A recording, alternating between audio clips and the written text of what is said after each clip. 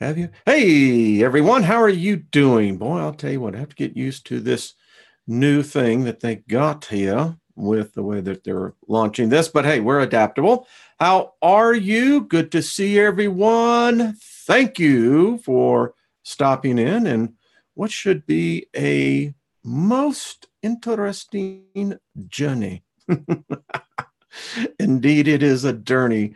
So I think I finally got in the right camera. So there we go. Hello. Man, a lot of you folks are already. Hi, Lori. How are you doing? Allison, uh, Nicholas, how are you doing? Mark, how are you doing? Laquita, good to see you. Deb, hello. Daily Adventure and Grandpa's Bad Cat. That's cool. Dave Berry, how are you doing? Mary, good to see you. I love that. I mean, that's far out. Hello, all of you moderators, you very groovy people. Good to see you. Michelle, good evening to you. Dark Truth, how the heck are you? Bartel and Ronald, good to see you. Flight Risk, have they tagged you yet? Chosen Gold, love it. Dwayne, good to see you. Chantel, oh man, all of you. Stardust, Dwayne, Elizabeth, and J.H. Armstrong, how are you doing, my dear? Mark, good to see you. Wow, Truth Seeker, shoots for par. How you doing? Well, folks, I'll just continue consciously aware. Good to see you. And Eric, thank you for subscribing. Good to see you, my friend. Thank you for the email. Patrick, good evening, my friend. How are you? My best to you and Angie. Lucy, good to see you as well. Think agape love always and forever. Hello. Dancing some waves. I love that. Blazing River, how you doing, dude? Good to see you, my friend. Light Bear and Doris and Cheesesteak 22. Peace. Kathleen, good to see you as well. Bo, good to see you. Brad, wow. And Sherry, hello. And Beloved 777. Well, so good to see all of you. Is this just not a far out book? I mean, you know, you can say what you want, but the more I've gotten into it, I'm about 3/4 of the way through. The script is difficult. So those of you who have the PDF, I saw someone. Hello, Lois. How are you doing? Michigan, or good to see you. And Brian, someone left the link in the chat room, and I'll put one in the description box as well. I think you should have a copy. Remember, fear is the mind killer. The thing that I like most about this is that we're addressing head on many of the primal fears of our subconsciouses. And we live in between two possibilities. One, there are no gods, no God, it's just us. And as Carl Sagan, once you're here, it's lights out. I don't like that. Most people don't. And we think, and we know we have enough tangible evidence to know that there is something spiritual about us. That's where I think it gets convoluted. How do we find this? I mean, on one hand, you find our species capable of great acts of valor, love, sacrifice. Then you see in our species the horrible, the nightmarish, dare I say, the hellish. Well, thank you, Mario. Good to see you. Thank you. Hello, Kid X. Good to see you. Y'all are distracting the driver, man. I can get dangerous. But so I know we are spiritual. All of us know here. I mean, the vast majority of this community is here. We grew up from the grassroots. We found a place where we could come together. And many of us bring so much to the whole that people find so many answers just by becoming part of the community. And so there's a spirit of unity. Isn't it odd that the all, and that's what I call it, called itself eternal unity. Unity, yeah. That's cool. So the spirit, spiritual. Are there demons? Are there archons?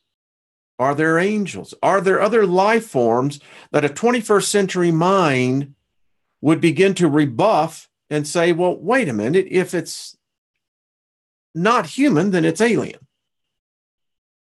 What happens if we're the aliens? It seems like that's what Earth said. The curious thing about Lilith,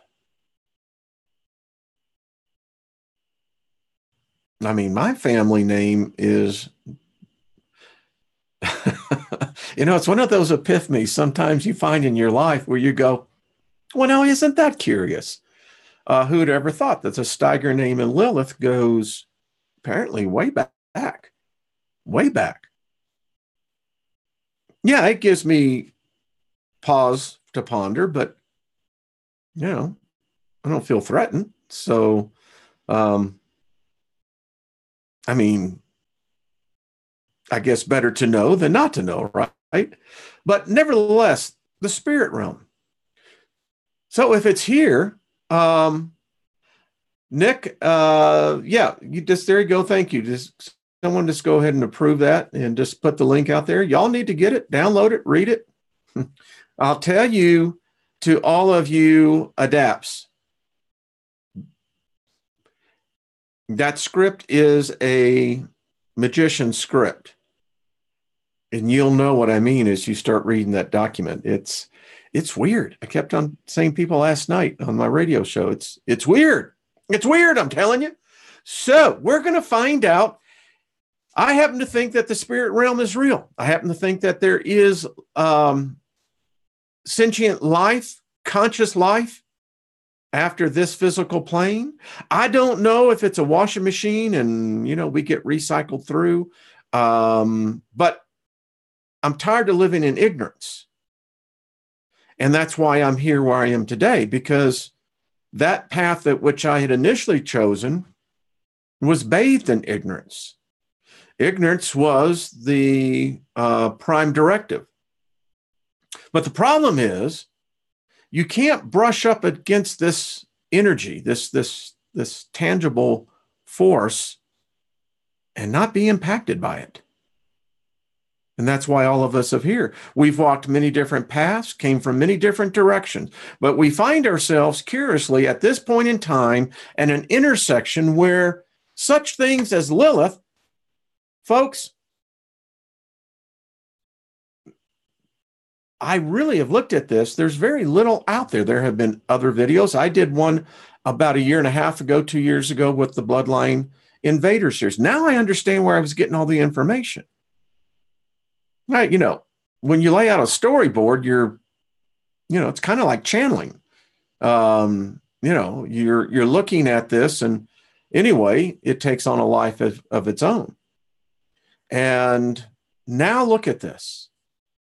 This forgotten goddess, dare I say God, whose name was stricken virtually from the consciousness of man, has now resurfaced. Be curious to see how far it goes. We're going to take it all the way through this book, and I'm reading another good one, the Soul of Lilith. We'll see. I believe she's here. I believe her presence is here. Got an email from, I didn't know that there is a group that actually has been worshiping her. Long time. High Priestess wrote me and said, thank you. Said to tell me that she's very pleased. Well, I respect the force of that presence. Don't invoke it. Don't mess with it. I'm not qualified yet. And that's very important for a lot of us to realize we're going to be entering places here that individually it's going to cyclically impact you wherever you are in your journey. And we've opened the door. I'm just telling you, we've opened the door. Once her name, whether it is her name or not, she attaches to the frequency, we've invoked her. So I think that we're going to give her her due. I made a promise to her that I would tell her story. And as I told her, I said, it's going to be up to you to bring the story out. So that's where we are. Now, here's the thing. I have a library. All of you, many of you have a library. And today, you know, with the ability with PDFs, you can build yourself a library, albeit electronic. It's still a library. But books like the Gospel of Pistis and Sophia, the book on the Sacred Bull, the Dionysus cult of Bacchus, the spirit of initiation into the cult of Bacchus, Dionysus, the Raw, the Law of One. I'm not done. The Kabbalion, not done. The Secret Gospel of John, not done. Secret Gospel of Mary Magdalene, not done. Finally, the Hermetica. So here we are studying a book that they did their best to make it non-existent. I think it's a testimony to whatever the force is behind the book that it's even here. Now, again, the similarity, why? Because of the Steiger name and Lilith. Well, sometimes it's just what it is. And I've learned enough in my life that there are greater things than my mind can comprehend. There are forces and energies that go beyond my current recognition of understanding. So, I mean, you know, I guess there'd be worse places to be of, right? I don't know. So, you know, we move on. And all of those books that I just showed, we're seeing the vestiges of all of them in this document. I mean, I still said them like on my radio show last night. The most startling part of this study is the Apostle Paul. It's got me to wonder, did John the Gnostic happen to read it? In the Pauline epistles, there it's replete with references to this book. I don't know. So let's get into it. This is going to be fun, everyone. We're going to get rocking and rolling. So just to kind of refresh everybody, we had actually just came out of the first fall where Geradamus sang praises to the Father, from whom all things flow and to whom all things return. Isn't that odd that lyric, that very line, is in one of the anthems of Christianity? Sang it many times myself. Yeah, I hear a couple of you already sing it in your head. I can hear it too. He sings praises to the Son, the living truth, who shines in glory before the throne. And the throne is capitalized. So that means it is a noun. It is a tangible thing, not a metaphor or allegory. In modesty, Barbelon concealed herself behind a veil of clouds. Geronimus did not know her and sang no songs in the presence of praises to the first power. That, as we discussed yesterday, was the first screw up. Geradamus didn't know. He didn't, he didn't know her. So jealousy of the beauty of Geradamus and his harmonious and perfect in all of his parts. There is one I've heard described that way before, and he was found to be perfect in all of his ways. Barbelon looked upon herself, and now here is, folks, this is the one you need to circle. You know, if there's a linchpin to all this, this is probably it right here. This is where it all started. Barbelon looked upon herself and sought her own image in the luminous mirror with the intention to create one like herself who would rival Geronimus's beauty. She conceived this thought, it was the thought, in secret, lacking consent of her maleness. Her maleness was the divine autogen, just to let you know. The Father did not approve of her plan. Her wish expanded with the power of the light and became a form in the dryness of her womb. And we got into this. You ladies know what that term really means. You know, it's associated with infertility. And as you let this thing talk to you, and it does talk to you, it's going to get in your head, man. I'm just going to tell you. You're going to read it. It's going to get in your head, man. Anyway, it's always been associated with infertility. As a result, a mass issued forth that was not her image. She looked upon it in horror. The mass withered and changed into a serpent with the head of the lion. And I saw some of the emails in the comments. Yeah, all of us are getting, oh, wait a minute. That's connected. That what? Yeah, it's like, okay. Its eyes were bright stars that flashes lightning and showers with glowing sparks. Now, in the shame, Barbelon cast from her breast the child of her imprudent desire, so no immortal would look upon it. Its incompleteness, she took it far from the knowledge of the deathless one. So we have two things, the immortals, which indicates to me, I think that they can be maybe like the Elohim. I mean, there is a species, and I'm sure one day Homo will make it there. Man will make it there. I think that's where we came from, to be honest. I think at one time we were immortal. I'm absolutely convinced of it. And we'll see that. So she took it out of the place of the eons. She made a throne and concealed it within a radiant cloud. How does this God of the Bible and the other gods that in the religions appeared itself? It's always in a cloud of glory. The Shekinah glory is what it's called. She made a throne and concealed it with the radiant cloud so no one but her would find it. And the location, I think we're in a black hole. The child grew strong by the power it had received from its mother.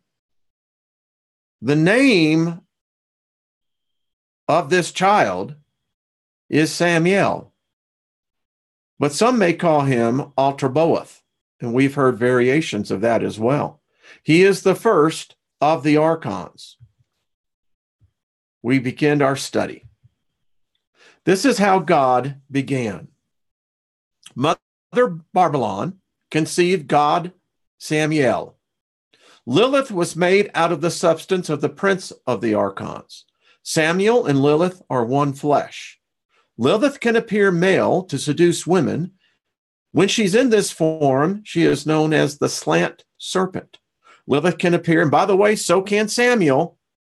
That's the one part of the story we've never been told. There is, again, the maleness to the femaleness. It's like this. Yeah. Now, she can appear female to seduce men, and when she's in this form, or Samael, they're known as the convoluted serpent. They are one, always. These are the earliest pictographs of Lilith. I think they were spot on, folks. All right. So how God began, we continue. Lilith is called the northerner. All evils descend from the north. That's in the book of Isaiah. She is known as the blind dragon to steal warmth of living souls. She is Lilith, the sinful. Eve is her daughter. Samael is the serpent, raped Eve. Lilith, the serpent, raped Adam. Cain is Lilith's first mankind born.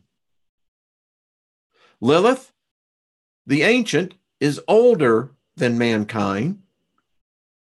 The fallen ones are her offspring, and they bring her mankind that are brought to her so she can nourish them with wormwood. I don't like that. Eve is called Little Lilith of Lilith the Great, consort of Samael, chief archon. Samael and Lilith are one when manner of appearances. So if you see Lilith, you're seeing Samael. As a female, Lilith is from the navel up woman. From the navel down, she is serpent with a vagina. The children of Lilith. Gehenna is called the other paradise because God made it. Lilith has many forms. She is God.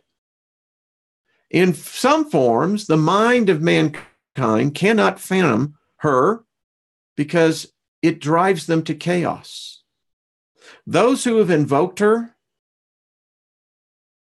my research shows all of them have not fared too well. Those that she seems to invite or have favor with, just the opposite. There is a story of how all this became this way. It would appear the mankind in many ways is a prisoner to these beings. Man, the heavenly man, is still there. This is our ultimate destiny, to rejoin that race and become one. Yes, there is a part of us, I think it is the original, that has been protected. I think one day we may all get back. So, look at this. I want you to understand that when you see a spirit, they can change merely by the direction of which you see them. They can take, in this case, the ones that we're speaking of, they can be both the male and the female. They can both appear male and female at the same time. This is it. And notice the serpent. So this is Lilith, and this is the artist's rendition of Samael. He's the only one I could find. I think they did a wonderful job. The children of Lilith. Lilith, the blind dragon, lays with Samael. This is the first kind. Authorities, kings, and fallen ones. From the dragon, 12 authorities are put forth. They are ruled by what is called the supreme authority. Each one of the 12 rules in his house, his kingdom in heaven. Not heaven, heaven, heaven. Notice that the H is small. These are the names of those 12. Athoth, Barmos, Galia, Nobel, Andananos, Cain, Zabiel, Zabrisana, Nubel, Zormorphavel, Mepharbar, and Baas. The names are in my head. I mean, folks, I don't know these names, but I know them. I know them like they're inside my head. All right. The second to come forth out of this union are the 7 kings' authorities. They were consecrated by the first, and they set them in the 7 heavens. This is a capital H. which signifies a place beyond this realm. From the highest, their names are Athoth. Athoth looks like a sheep. Eliois looks like an ass. Hestaphios looks like a hyena. Neo looks like a serpent with 7 heads. Sabaoth looks like a dragon. Adonai looks like a baboon. And Zebedeus looks like a flame.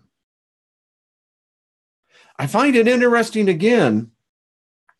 They have physical form, folks. They can have, it's amazing because what I'm getting is that they have the ability to transmute matter, mass. It may be the very essence of what they are, maybe what we become, maybe what we are, but it seems important that these ethereal forms have the ability to take form. I find it interesting. Now, the 7 archangels are set to rule over all lesser angels whose number is 365. Now, anyone who has studied the Kabbalah knows very well that it gets into great detail. Anyone who's done a study on angels will know that even as Philo, in the Cosmos of Moses, wrote, there's not a wasted space. Every space has a ruler. It's wild. So what that implies is that we are immersed in a reality we're not fully seeing. We're surrounded, I think, as the Apostle Paul wrote, is by a great cloud of witnesses, did he not? I'm telling you, that son of a bitch knew. He was reading this book. I'm just telling you. So these are the 7 angels. Michael, we've heard this. Oriel, we've heard of that. Asamendeus, I've never heard of that one.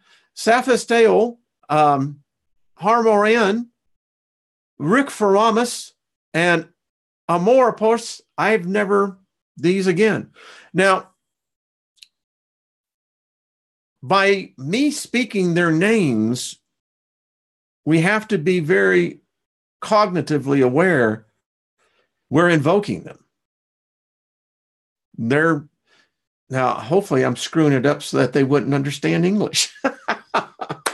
But understand, when you speak their name, it's an invocation. So the children of Lilith and Samael is as follows. Again, 5 spirits are engendered to command the 4 incorporeal powers of the essence of matter, and the 5th power that comprehend the 4. Now, there's a formula in here, and I'm still chewing on it. There's a structure here, and it's like anything else. You go into the military, I took ROTC, you find out very quickly how you get integrated into the system, the hierarchy. And if you don't know, you're going to get a good lesson in never how to forget. So let's talk about these spirits, these rulers. The spirit of heat is the fiery potency who is called Bethlorphora. The spirit of coldness rules the watery potency. That one is Orothos. And there is so much I could talk on that one. The spirit of dryness rules over the earth potency. That one is Irmadeus. The spirit of moisture rules over the airy potency. That is called Etheros. And the spirit of quintessence is Onothrotus, I think, Dryas, excuse me. So anyone who studies alchemy, metaphysics, I mean, we get this. The shame about this is that much of this was cut out in so much of the modern day belief systems. Now, whether these are their names or not is not important, I think. And I'll explain this. Knowledge of their existence opens up the canal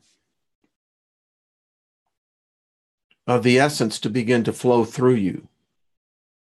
Each one of these has an essence. Human spirits can be easily overcome by these very energies of these spirits. They can. You can. I can. In fact, we're going to find as we continue this study, much of your emotional ups and downs, yeah, they're spirits. Yeah, it sounds weird, I know. All right. So the children of Lilith go with the 5 demons rule passion. Pleasure is ephemephile, Desire is nophro. Fear is Blamon. Quodapeto commands all of them. From these 4 demons spring forth all the passions of the frailty of the flesh. That includes sorrow. From sorrow comes anxiety, distress, envy, and jealousy. Then there's a whole host of lesser demons who are set over the body itself.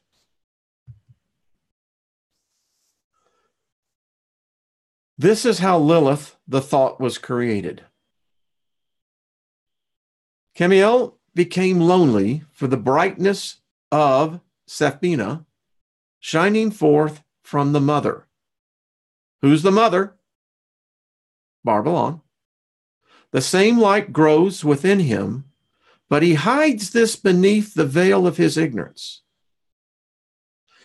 Ignorance runs through everything, whether they be gods, whether they be men. When he became mature, desire arose within his groin, his man parts. He became horny. He lusted, but knew not the shape of his lust. He wandered through his kingdom of his own creation. Now, stop and think about this. We read about God, and we're going to read others who create kingdoms, realities. And in some of these realities, these kingdoms, these dimensions, it's empty. They create things, but that's pretty much all they do. And typically, that which they try to create of the flesh never turns out right. So here is Samael, who is wandering. So Carmel turned in upon himself. He sought his reflection in the fiery furnace of his heart and twisted it as the potter twists his clay into semblance of the shining form of Barbelon. He fashioned a consort like his mother in all her feminine aspects that issued, ready for this, folks, from his left side ribs. It's weird, I know. Her name is Lilith. She who walks in the beauty, clothed with shadows of the moon. This is the psalm of Lilith. This is the psalm of her beauty, the beauty of Lilith. O my love, none are upright as the palm whose fruit is ripe. You are as slender as the river reed that bows its head at eventide. Your hips twist with grace of the serpent that glides across the face of the waters, and the waters cover it not. Beneath the sun, your hair is living flame, woven on the loom with golden threads. Beneath the moon, your hair is a dark river that sweeps the stars. Your breast rised with your breaths, like two sheep that climb the hillside. Beneath the sun, your eyes are as white lobes that flint a mind that cools the green shadows of cedars. Beneath the moon, your eyes are silver fish that dart and hide in obsidian depths. Your voice is as the splashing of a fountain in the heat of the midday, and the paleness of your cheeks a place of shade to lie under on the sands of the desert. Cool my parched lips with the wine of your kisses. Soothe my brow with the sighs from the mountain snows. Your thighs are pillars of marble that guard the entrances of the temple of mysteries. Black beneath the sun, but white under the moon. With your scarlet mouth, you smile wordless promises. Dance for me by moonlight, O my beloved. Come to my bed when the lamp oil is dry and the dogs that guard the threshold sleep. On the altar of your belly, I offer up my lifeblood. Dance within my dreams until I love sleep more than waking and learning to hate the dawn. Beautiful, but yet somehow disturbing. So now let's get to some root causes here. If this deity, this goddess, the queen of harlots, whatever she has been branded, banished, there has to be a beginning of what caused this creature, this spirit, this goddess, this god, to have such wrath. We're going to learn. The consort was imperfect because the maker was incomplete. Did you get that? She was imperfect from the beginning because her creator was imperfect. In outward shape, the beauty of Lilith was like that of the first moon, but inward, she was empty and unfulfilled. Those of you who have been in relationships, you know what this can feel like. A hollowness gaped under her left rib, the same hollow that was in the side of Samael. She was ignorant of her weakness and believed herself to be the queen of all creation. For this is what Samael told her as he went with her up and down the land and showed her his kingdom. Because of her emptiness, it engendered lust and the need to be filled. And the same lust was found to be in Samael when he looked upon her nakedness. She embraced the first archon and was transformed into a serpent, even as he was a serpent. Say what you want about the book, but one thing it doesn't really do is leave much ambiguity as to how things came about. You know, anyone who has studied mythology, Greek, Roman, Sumerian, whatever they may be, we've all read in seen that all of the gods had human form of one sort or another, but more importantly, human emotions, passions. It seems, let me tell you my problem was, you see, when I was in Christianity, I got this cockamamie idea that somehow God was devoid of any emotion. Never got horny, never lusted, et cetera, et cetera. But yet we read the stories of apparently he does have those things. Apparently all of them do. And why wouldn't they? We get so narrow-minded in our thought process here that we think that we have somehow, own this thing called senses, sex, desires, lust. And lust can take on many forms, whether you're lusting for a new car, a house, a better pair of shoes. I mean, today we live in a world that, well, this is all that takes place. And this is the problem. It's so unbalanced that what they don't understand, that they're only seeing one part of this. And regrettably, which I'm coming to believe, that this world is, I think many are being absolutely, let's just say, they're sharing apartments. Now, because of this, we now know how Lilith, dare I say God, is the serpent. Folks, I've done enough of this. I've done hundreds of hours of teaching on this. I know the serpent is as far back as our memory goes. I know that the serpent is everywhere in the world, in every culture, and every time. The dragon. You're going to learn, I believe, where they came from. Hear and learn wisdom.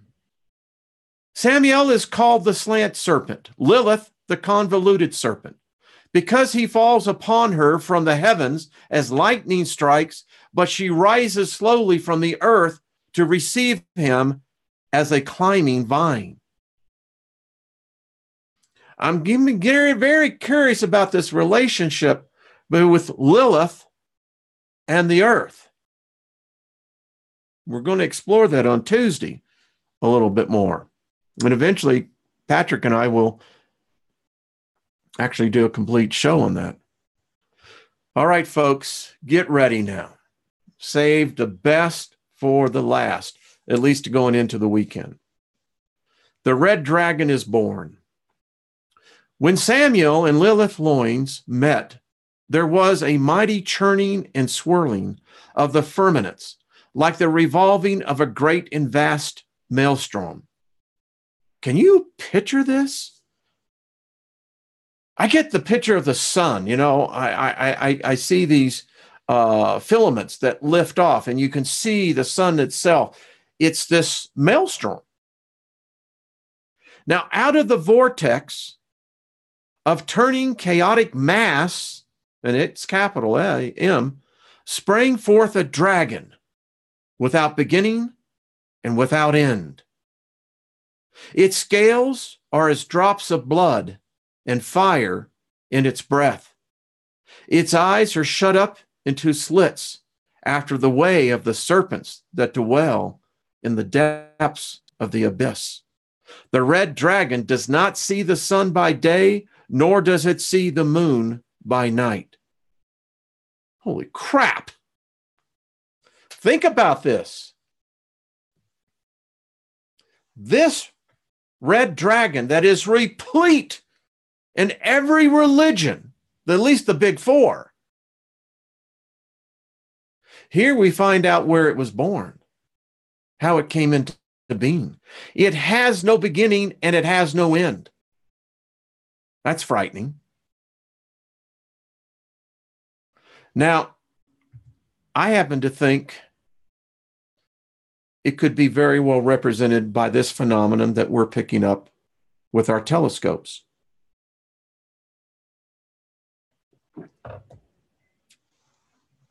There is a story that the red dragon travels through the universe, and woe unto the world to whom the red dragon is coming to visit. For in its mouth, its maw is all consuming, its tail all burning.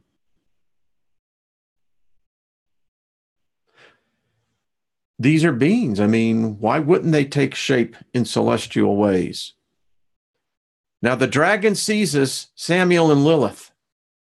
All of the red dragon's blind will was focused upon desire and lust. It coiled itself 3.5 times between Samael and Lilith. They could not have intercourse with each other directly, but only through the coils of the sightless worm. The red dragon was born from the vortices of their empty and unfulfilled need. They could not be fulfilled except through the red dragon's substances.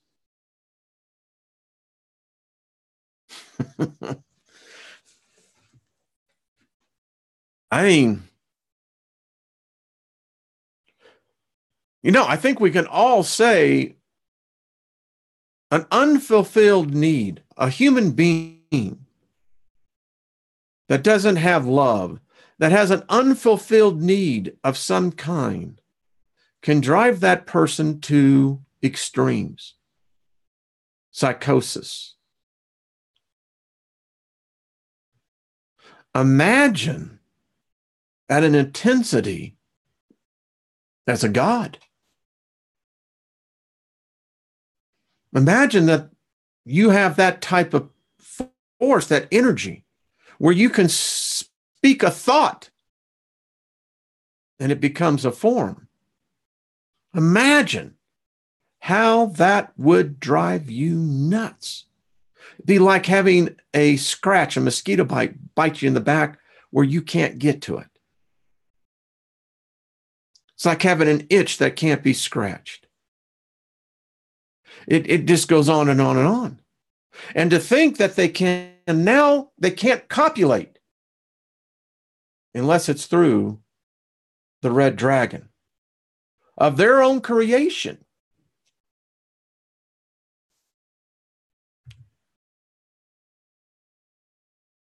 This is where I was led to get this picture.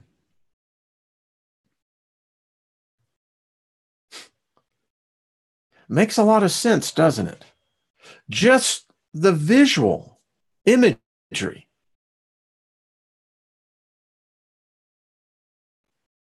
This is, it begins to put images inside of you. So now we know that Samael lied to Lilith, deceived her. They copulated together and produced something that they had no idea. It seems like when these gods get together and they start screwing around with one another, they produce things that, unimaginable. So when Samael learned the nature of the dragon, he forced its endless power along the pathway of his desires. This is the strange part. He united his imperfect mind with the fire that blazed along the spine of the worm and begot servants, which he unleashed into the hungry womb of Lilith. I have no freaking idea what that would look like and what that would result. But I'll tell you what, that's just one bizarre image. A mad lust for creation. Samael fashioned new forms out of the mingled heat of their loins and set them at stations around his kingdom. I have no idea what these forms must look like. I get the idea they must be, maybe this is where the myth of Medusa comes in. 5 kings he made and placed them to rule the depths of the abyss. Wow.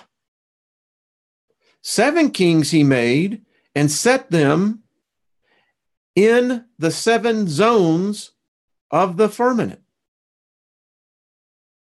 12 authorities he put at intervals around the splendor of his throne. And there's the small t. That was not large. So again, indicating very something important. So we have no idea what these are. Powerful. Obviously, power beyond our ability. You know, if we think about extraterrestrial spaceships and what have you, it's clear that these may even be above that. Who knows? I titled this next one, God is Insane. Samael savored the splendor of his works and grew drunk on the magnificence of his creations. Capital C, S. You ever get the idea that we've been lied to? We have no idea how many more of this that this has created. From the heights of heaven to the depths of the abyss, he looked upon his domain. Pride filled his heart.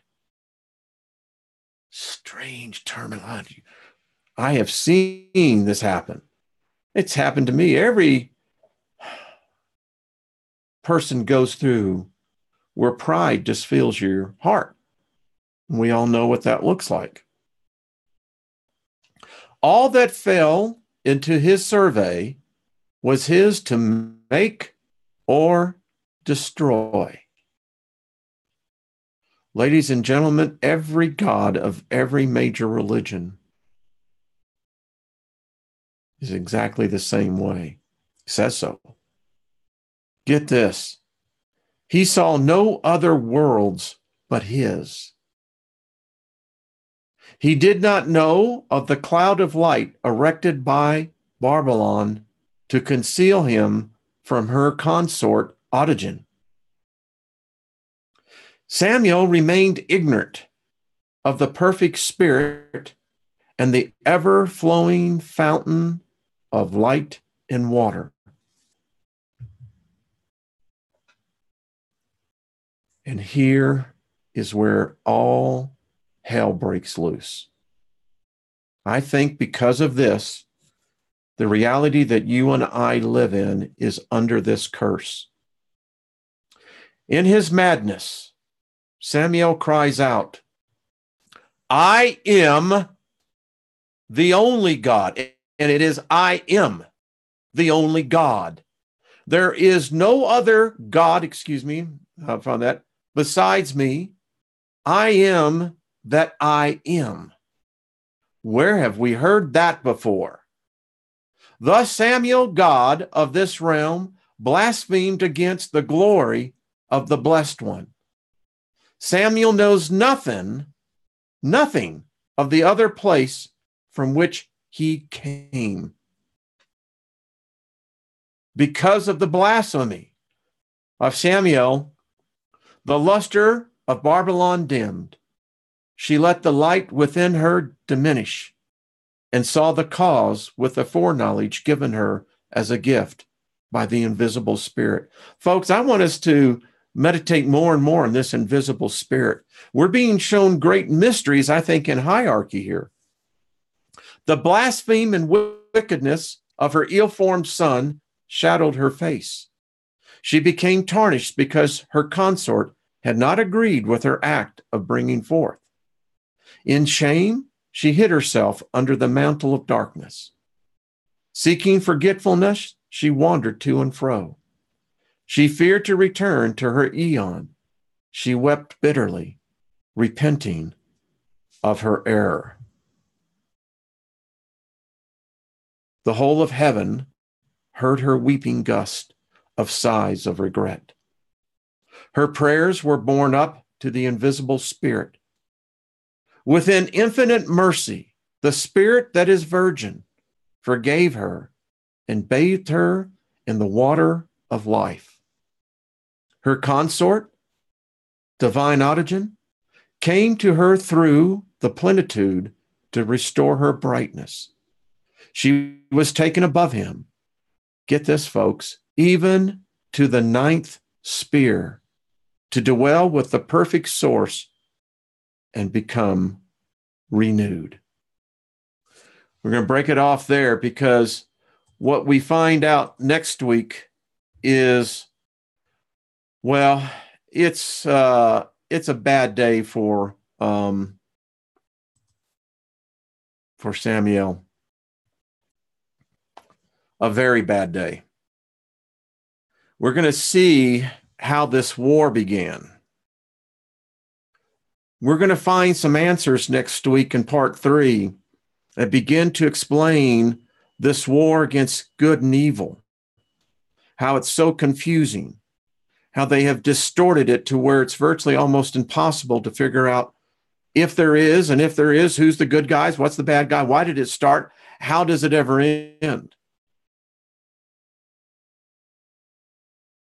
And what I am finding, even in the darkness, the horror of this hellish reality, there is a spark of the divine light, ladies and gentlemen, that has desired to see us free of this.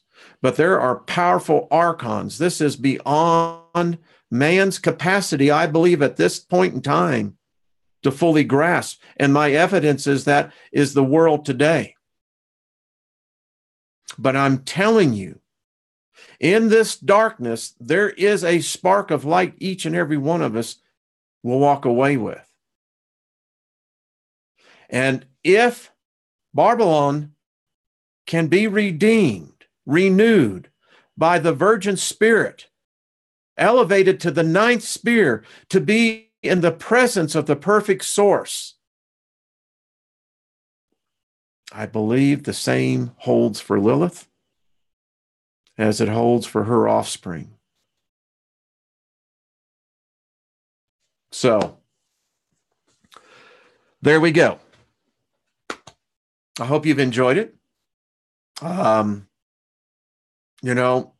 invoked favor through the writing on this, but I just want to invoke favor upon all of you who've stayed to the end of this. May the favor of the invisible Spirit descend upon you and show its mercy and bring restoration back to you. May the dimness of the life force within you begin to grow bright again, and may it never be quenched again. All right, that's my word for you. Well, thank you, Shad. Hadn't seen you before here, but thank you. So Monday, we get into the real shit. Because I'm going to tell you what, Barbelon is pissed. You can see what it almost killed her. In fact, I think it did. She was renewed back to life again. And I think we're going to have a little bit more foreknowledge to how to defend ourselves. So, all right, enjoy the weekend, folks. Be good to yourselves. I'll see you all on Sunday over on Jeff's channel, Jeff Doherty. Appreciate you. Love you all. You're the best. And thank you for making this community what it is. I appreciate all of that. Have yourselves a great weekend. We'll see you real soon. All right. Bye-bye.